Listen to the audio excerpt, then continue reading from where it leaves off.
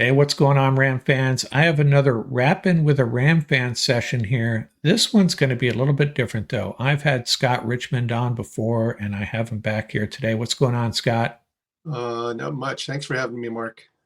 Yeah, it's been a while since we talked. I want to say it's been at least, we haven't talked since before the season started, I think. Yeah, Um, summertime probably. Yeah.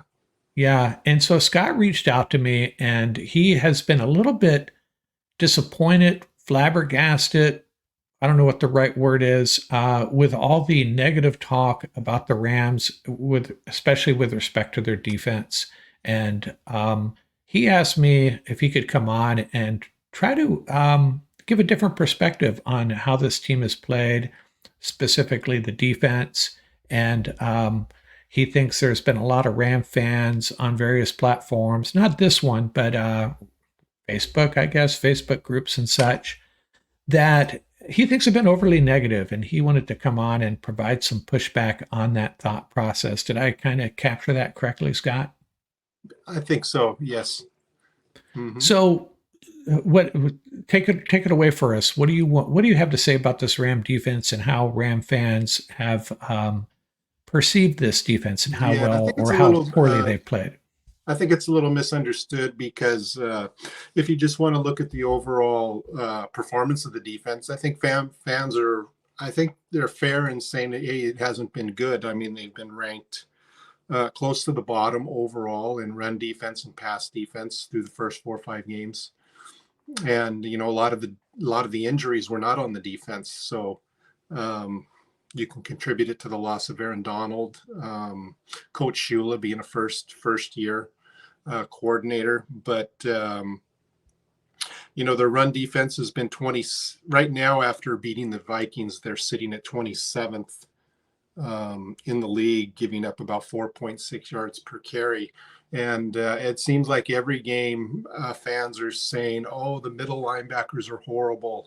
The defensive coordinator's got to go."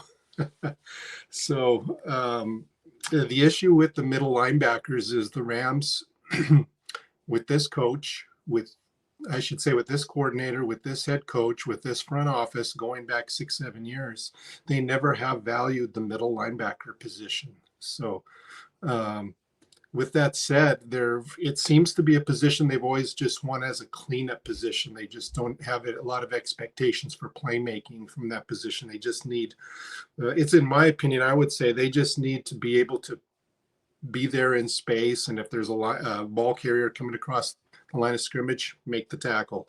If they're in zone pass coverage, if a ball carrier catches the ball, bring them down. They don't have a lot of expectations from that position. That's the lowest paid position on the team, pretty much. Ernest Jones is the highest round draft pick in the last 7, 8 years, I think, at that position. Um, and then he didn't even work out. So, Yeah, and we'll never really know. Well, I don't think we'll ever really know what happened there. That was really kind of strange. There's rumors, Andrew Whitworth has piped in about that he wasn't the best linebacker on the roster anymore. I've heard that he wasn't all in on the program early in, the training camp. Maybe a cultural thing going on as far as how he's fitting in with the way McVay likes to run things.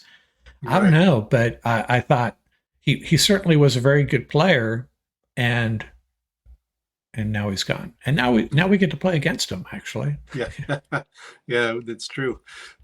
So talking about that run defense, I would tell people that, there's two things going on. It's just not the middle linebackers.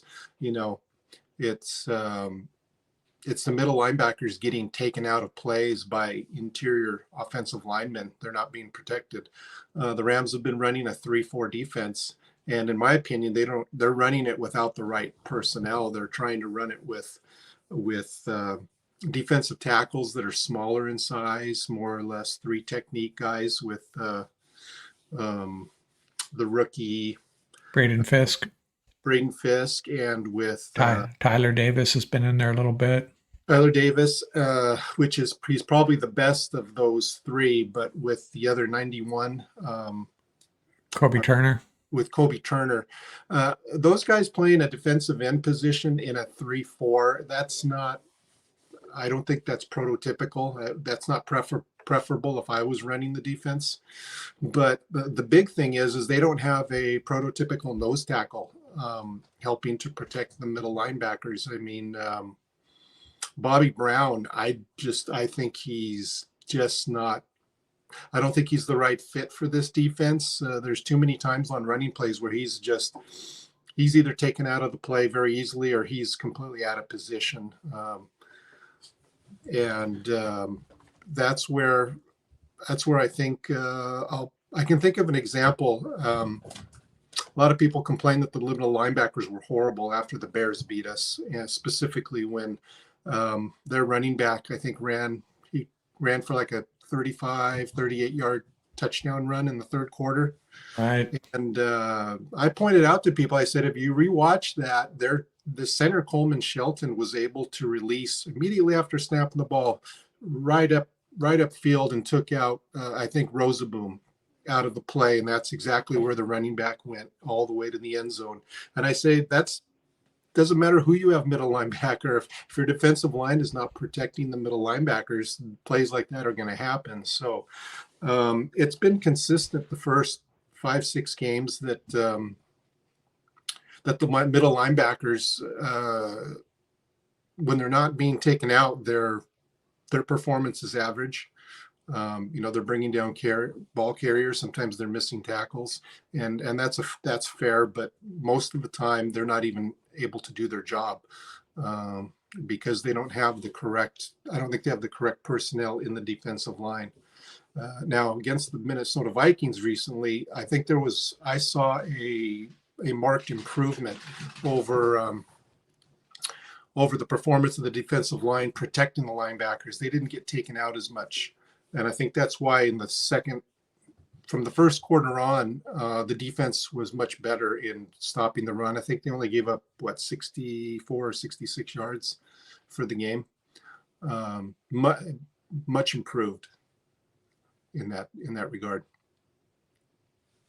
So, what you're, in a nutshell, you're saying that the inside linebackers, Roseblum and Rader, we're primarily talking about, have played average, and the perception that they have played really poorly is really due to the fact that the defensive line, namely guys like Bobby Brown and the smaller sized guys we're asking to play on the interior, are not eating up tackles, not eating up blocks, exposing our inside linebackers, and that's the root of the problem.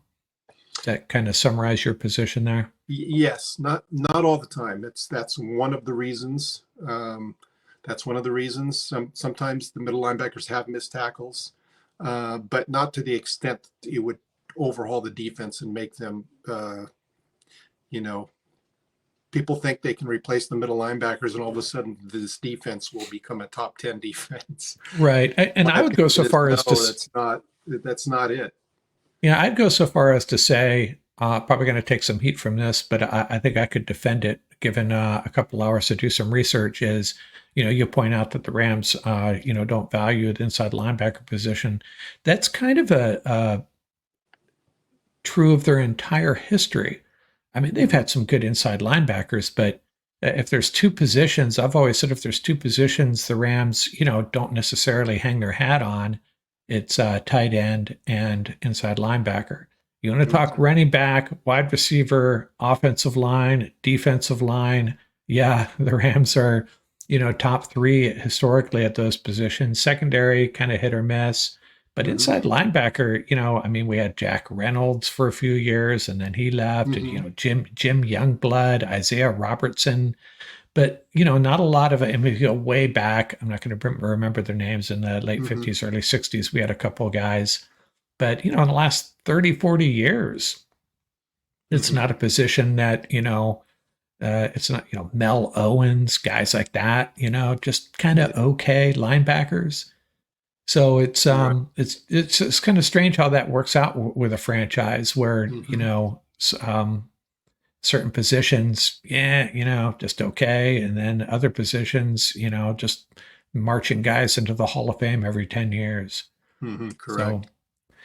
So Now, if the Rams were to improve this defense now, um, what do you propose they do? I mean, we got the trade deadline coming up November 5th. Do you think Correct. it I think is it, I think the only thing that they could really improve this season would possibly be on the back end in the pass defense with maybe improving the cornerback position. Um, not nose tackle though? I'm not too sure if there would be anybody available Yeah, at I this know point. Paul has I talked about a couple of guys. I forget his name. The guy on the Cleveland Browns. Someone mentioned Greg Gaines. So there are guys that maybe. But go ahead. You're talking on the back end secondary. yeah, that could be. I haven't looked into those players yet. But as far as pass defense, it looks like the Rams could be putting Tre'Davious White on the trading block, possibly, Correct.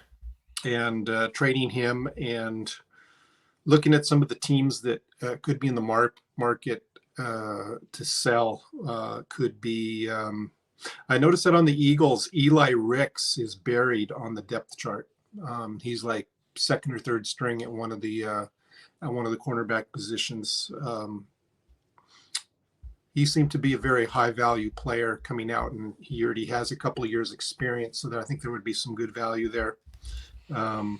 Player that I liked coming out last year was Carrington Valentine on the Packers. He's second string with the Packers, though. With them being a front runner in the NFC North, I'm not too sure if they'd be willing to let anybody go. There's Roger McCreary from the Titans, who has a couple years experience. It was pretty highly rated. I think he can play both. He can play cornerback on the perimeter and also in a slot. He's Yeah, and the Titans appear to be a team that's looking to sell, as they yes, already have. yeah. And then there's the Panthers with Mike Jackson, who came over from the Seahawks. Um, he has some great experience. He could be a benefit and add some good experience to the secondary. Yeah, and it's yeah, I was looking at the how the Rams are um deploying their secondary. You know, Josh Wallace is getting a lot of, well, not a lot, but he's getting some playing time, and as in Jaylen McCulla. Akilla Witherspoon, interestingly. Now, Mhm. Trey White did not play at all. I don't think he was inactive, right? Yeah, Yet, correct. yet Akilla Witherspoon only played 9 snaps against the Vikings, Hmm. and I thought that was an interesting development. And that's a big drop from the previous week. I'll have to go back and look at the numbers, which would suggest, Kobe Durant and Darius Williams, I think, are playing really well. Then you got Josh Wallace, and yeah, they probably could use some help at that position, especially if they're only going to get Witherspoon out there for 9 snaps. Yeah, I think if they're going to play a lot more man to man, I think um, they need some help. I think Witherspoon. Uh, I would I would bet that those 9 snaps were mostly zone. I think he's better in zone coverage than he is man. I could be wrong. I can't remember exactly the plays where he was in on, but he did The help previous pass. pardon, He did help defend one pass off the right sideline, about a right? 15-yard pass downfield, I remember. Yeah. So yeah, interesting. And now, as far as Trey White goes, I don't think how much value he has on the trade Hmm. market. I made the joke with my Paul and Ian that Hmm. the way the Rams have been rolling, they're going to flip a seventh rounder to the sixth round in 2029 is what they're going to do. Uh, Yep. I just don't think there's if he can't get on the field for the Rams, I can't see him being a big, so other teams just chomping at the bit to add Tre'Davious White, and that's kind of a Yep. bummer. We had high hopes that he was going to return to his old form, and maybe he Hmm. eventually will, but the Rams just aren't willing to go that direction right now Hmm. and leaning on the younger guys. Yeah. And talking about coverage, I don't know if you noticed it, but I noticed that the Rams went from, the Vikings marched the ball down the field there twice in a row Right. to go up 14-7. Um, Rams switched from they were playing zone coverage heavily on those first couple drives. In the second quarter, at some point, they switched to man coverage, and it seems when they did that, things kind of changed. If you notice, the Vikings were on those first two drives, they were pretty much doing what they wanted on first down. And the Rams never really got into long down and distance to where the pass rush would have any effect. But the Vikings made a couple of had a couple of offensive penalties on those third and fourth drives where it kind of put him long down and distance. And I don't know if the man-to-man coverage helped out or not, but that's when the pass rush started to have some effect in the second quarter. So I noticed that they did the man-to-man, staying in the man-to-man coverage really helped going into the second half, and for whatever reason, it helped them win the game. Well, at the beginning of the game, the Vikings' first two drives, Sam Darnold was just sitting back there in the pocket. Mm-hmm. He had all the time in the world. Our pass rush, we were just not getting there. And then that kind of changed as the game moved along. And then when Darisaw went down, it was kind of all over as far as Darnold standing in the pocket. That was a big difference in the second half. Yes. But so I'm not sure how much of those first two drives were on the secondary or on the lack of a pass rush or a combination of the two. Ian will probably be throwing out some film studies on that very subject. Mm-hmm. So it'll be interesting to see what he comes up with. I think some of those, I think they got more predictable when it got to be second and long and third and long, where those first couple of drives, they were able to do whatever they wanted on first down. And I think that's what really hurts the defense.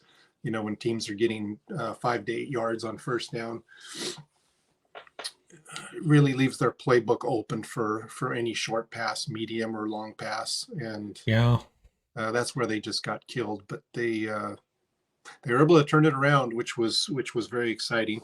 That brings up a point. I wanted to bring up something about Jaylen McCulla. We did a lot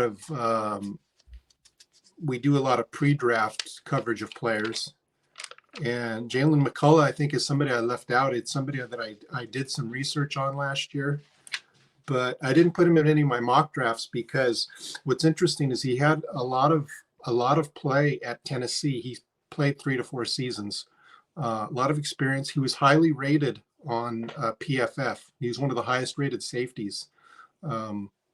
But what happened one night, he got arrested, and somebody when he was home one night, somebody entered the apartment complex and entered his room by mistake. The guy was trying to re-enter somebody else's apartment. He entered Jaylen's apartment by mistake, and it just totally startled him. And Jaylen, got him out of his apartment and even took him down the hall, and ended up, I think, I guess in self-defense. I mean, I think he punched him, I think. Yeah, fisticuffs. Yeah, he got punched, and so he got arrested because of that. And that really brought his draft stock down. He missed a couple of games. He ended up getting cleared. And then when the Rams picked him up as a free agent, I was double thumbs up, I was all excited. Yeah, and he has certainly, it kind of eases the pain of maybe we missed on Cam Kitchens. Remains to be seen. Maybe he'll reemerge as a decent player. But the fact that McCulla is playing well, really excited about him. Yes. So talking about that run defense and the 3-4 scheme, what I would be suggesting if there was no other improvements by the end of the season, that a couple of positions that I would like to see improved would be nose tackle. I would like to get a better, more athletic inside linebacker. So are we talking draft here or free agency or both? Primarily the draft? I would be talking off-season draft. Okay. Free agency is a little bit of a gray area to me. Right. Okay. So go ahead. I'm sorry I interrupted you. Oh, no problem. So as far as nose tackle, there are 2 players that I think that could really bolster this defensive line, and that would be Dion Walker from Kentucky. He's 6'6", 345. He could definitely play the nose in this 3-4 and help protect those inside linebackers. My second choice would be Kenneth Grant out of Michigan. He's 6'3", 337. He would be just a bowling ball of a guy to put there in the middle. Both these guys are potentially second round draft picks, so the Rams would probably have to either, trade down from their first round position or trade up from the third round to get one of those. But I think those two would be a great fix for the nose tackle position. And I don't remember if Bobby Brown's a free agent after this year, but I think I'm done with the Bobby Brown experiment at nose tackle. Inside linebacker, I think we can draft and improve the position without having to overutilize draft capital, which the Rams don't want to do. They don't want to pay a high salary to the position. They don't want to use high draft capital. I think there are 3 players that could be had in either the third or fourth round. One is a Jackson Woodard from UNLV. He's a transfer, I believe, from Arkansas, and he is a bit of an unknown. He's a pretty highly rated player. He's 6'3", 230. I think he would be a definite upgrade athletically over Reeder and Rosaboom. Another player that's a bit under the radar right now is Jack Kaiser from Notre Dame. He's 6'2", 230. Looking at his 40 time, he's kind of pedestrian. He's like 4.65 to 4.70 in the 40, but he's one of those guys that's very highly athletic. He's like in the top 3% athletic score at that position. And the last one would be Jahad Campbell out of Alabama. He's 6'3", 240. He has good speed. He runs a 4.5 40, and he's projected to go somewhere in the fourth round. I think any one of these 3 players would definitely improve the inside backer position without the Rams having to overspend, so to speak, or spend more than they like for that position. And cornerbacks, I still think the Rams are a bit I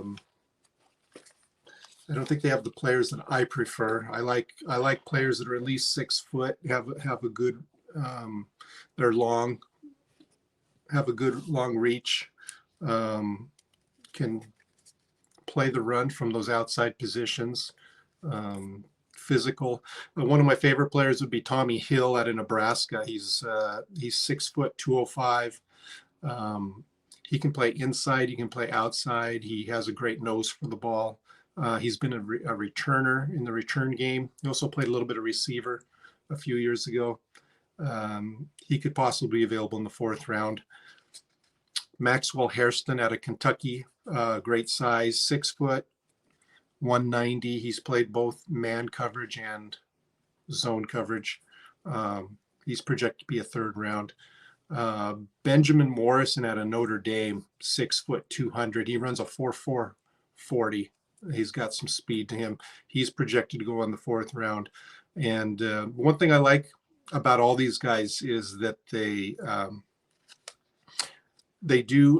have a quarterback rating. When targeted, they have a quarterback rating of 60 or less. That is pretty good. That's like in the top 25% of all cornerbacks. So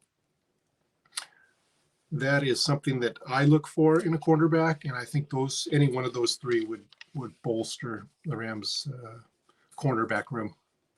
Here's a question for you. Last year, the Rams traded up to number 39 overall pick in the second round and drafted Braden Fisk. We all love that pick. Looks like he's going to be a solid contributor to this defense. The pick before that, you talk about big nose tackles and what this defense is perhaps lacking. The pick before him was Tavondre Sweat, the giant defensive tackle out of Texas. Yes. Would you have rather the Rams traded up and drafted him? That's something I wanted. I think that's what one of the I think one of the drafts that you, me, and we did one with our friend from back east, Paul, with Paul Paul. Walia, right? Yeah, I think I did a trade up, and I think I took an edge rusher early, and then I traded up to get Tavondre Sweat. So that's one of my favorite players of last year's Yeah, draft. and I think he's playing really well for the Cowboys. And that the thing about Sweat, and what the reason I maybe was not as excited as I should have been about him, is that he's probably a two down player. Hmm. Um, and the Rams don't typically draft these giant nose tackles. They Hmm. haven't had a guy that size in forever. But maybe that is what this defense. Hey, if he's going to only play first and second down, this defense would be in pretty good shape if that resulted in a 3rd and 7. We Yes. weren't giving up these big runs. Now that's a dude that is going to eat up some blocks for sure. And Hmm. no slight on Braden Fisk. Braden Fisk brings something a little bit different. I think he brings a much better pass rush than someone like Sweat is going to bring. But it definitely, that is what we're lacking, a big Hmm. nose tackle like that to protect the linebackers, like you talked about earlier. But I don't know that the Rams could have traded up for him. I mean, they traded up to the 39th and they probably overpaid. Well, they definitely overpaid if you go by the draft value charts. And I Hmm. don't really care about that. If you love a player, go get him.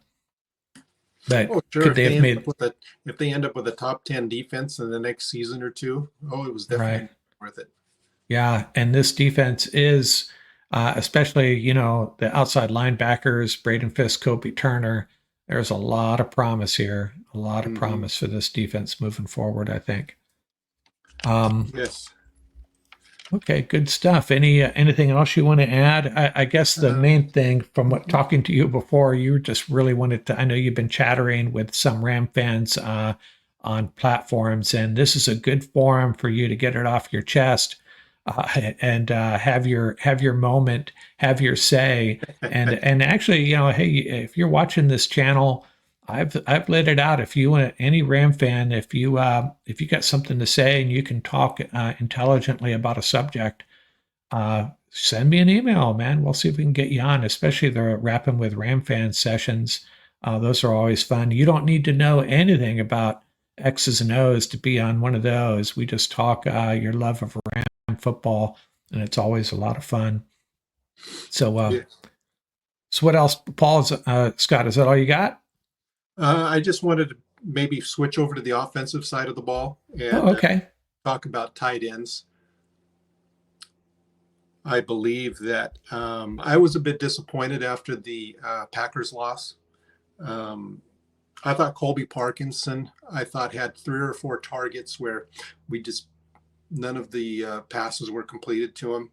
It seems like defenders were draped all over him. Didn't seem like there was any separation. Um, Even with Tyler Higbee probably coming back this year, and considering Higbee's age, I think I would like to see some an improvement at that position. Um, I think through the draft, there's a couple of players that could be within the Rams' reach. And I don't know if you saw the performance. Tyler Warren from Penn State. He's Oh, yeah. he's I going to did be see one of the that.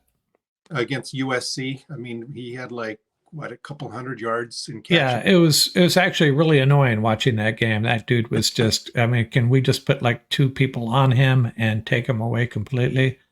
Yeah, he's. I was watching a Penn State game yesterday, and they had him. They were in the red zone. They were within the 5 yard line, and they had him as a Wildcat quarterback. And he was a quarterback in high school. So, boy, that really gives you a coordinator some options. A guy 6'6", 257, playing Wildcat quarterback who can throw and run. So, um, I really like his ability to be put in as an inline or a move tight end in the Rams offense. One guy I've really liked is even though the Brock Bowers was drafted by the Raiders out of Georgia, I mean his teammate Oscar Delp, I really like. I think he does a lot of the dirty work for Georgia, but he's still very athletic. He's 6'5", 245. I think he could be an improvement over the second and third string tight end that we have now. A third guy that I like is the kid from Iowa, Luke Lachey. He's 6'6", 247. Very athletic. He's just not, I think he's underutilized in the Iowa offense. They got a quarterback named McNamara he's playing better. Last year, their quarterback play was just horrible. And I think some receivers even transferred out of their system because of it. But Luke Lachey, Iowa, I like. Oscar Delp and Tyler Warren. I think if the Rams could get any one of those three in the draft, I think that would be an improvement to see some improved pass targets from that position going forward to get some better separation from defenders. And the thing about the Rams tight ends is, I was trying to look up something here real quick to share. The problem with the Rams tight ends is they're all, Davis Allen apparently can't block very well. Colby Parkinson really can't gain separation, and as big as he is, has been disappointing as far as breaking tackles, getting extra yards after the catch. And Hunter Long is kind of like the wild card. I don't think we have seen enough of Hunter Long the Rams probably have seen enough of him in game preps and such. But I'm kind of disappointed that he hasn't gotten more looks. And he's starting to get a little bit. He's starting to get some more snaps. Had at least one reception last week. I think he maybe has 3 receptions on the whole year. So I'd like to see more of him. I'm not saying he's the answer at tight end long term, but he's a guy that I think is definitely underutilized. Just like to see more of him. I agree. I think I would like to see more. Tight end position is one of those enigmas with the Rams. I just never know what. I'm always guessing as to what Sean McVay looks for at that position. Yeah, well, the past 2 drafts he has tried to draft. Last season, it was last draft he wanted to draft Brock Bowers apparently, and the draft before that, the rumors are he was trying to trade up to draft. I think it was Dalton Kincaid. Dalton Kincaid, yes. And he supposedly, when he came over from Washington, that was his shtick was tight ends, and we had Gerald Everett, who was pretty good. Everett and Higbee, got it done. What I was looking up there, well, you mentioned the tight end from Iowa, and I wanted to make sure I got this right. They're basically tight end university, right? Yes. Mm-hmm. George Kittle and a bunch of other guys. I don't have the names here. Florida. Yeah, so you can, maybe that's a good thing. One box to check, tight end from Iowa. You're probably onto something. Yeah, I don't know what they're doing at tight end. They have to be a little disappointed with Colby Parkinson because we all thought he was going to be a big red zone target, and we saw them try to go to him twice on 3rd and 4th down a couple weeks ago, and that didn't work. So maybe it's Hunter Long time because he's the one guy that it's just a Rams fan. I don't know enough about Hunter Long yet, and I'd like to see more of him. Yeah, I thought that, going even back to the Super Bowl when we had the tight end, the young Bryson Hopkins. Bryson Hopkins. I thought he did everything that was asked of him in the Super Bowl. And then the next season, it's just like he's back to like 2nd or 3rd string. I thought he had the most upside as far as speed, running routes. And it just seems like there must have been something about his work habits that McVay didn't like, because he just hardly ever. He only got the opportunity if Tyler Higbee went down. Yeah, and I'm pretty sure last time I looked, it's probably been, I check in on our ex-Rams to see where they're at, what they're doing. I don't think he ever got signed even for a training camp. I think he remained a free agent. Oh wow! And it's also surprising as far as what you mentioned, because he's the son of a great NFL player, Hmm. So, and that's another thing the Rams tend to draft is players that have, dads that were coaches, dads that were players and such. But it didn't work out for Bryson Hopkins, unfortunately. Yes. And it didn't work out for Jacob Harris either, who I think last I looked was still on the Eagles roster. Perhaps not anymore. I'm not sure. Hmm. Yeah, he might have to go back to soccer. Yeah, that's right. That's right. Okay. So did you get enough off your chest for one Oh, episode yes. here? Yeah, good stuff. And Paul has been when the Rams were struggling there mightily before this 2-game winning streak, we were jokingly talking about starting to look at the draft, and we have held off from doing that. But I don't think it's ever too early. At least talk about some guys. Start developing a list of Mhm. players the Rams might be interested in. So we'll see what Right. happens. I have a feeling, my gut feeling is that they're going to make a move for a player along the front, the defensive front, maybe a small move, maybe a big move. Hmm. But hopefully, I prefer that they didn't give up a high draft pick for a so-called impact player, a big-time move, but just Hmm. just another guy to rotate in and maybe give up a fourth or fifth round pick, something like that. Yeah, I don't I'd know. be all for that. Yeah. Okay. All right, Scott. Protect those inside linebackers. Uh-huh. Yeah, yeah, and yeah, because you're right. I think trading for an inside linebacker isn't necessarily going to solve the problem, right? Right. Yeah. Okay, Scott, good stuff. Thanks a lot, and we'll get you back on later on if there's ever anything you want to talk to me about, or any of you other Ram fans, if you're up to it, send me an email. Get you on Talk Rams football. Thanks a lot, Scott. Thank you, Mark. Okay, out here.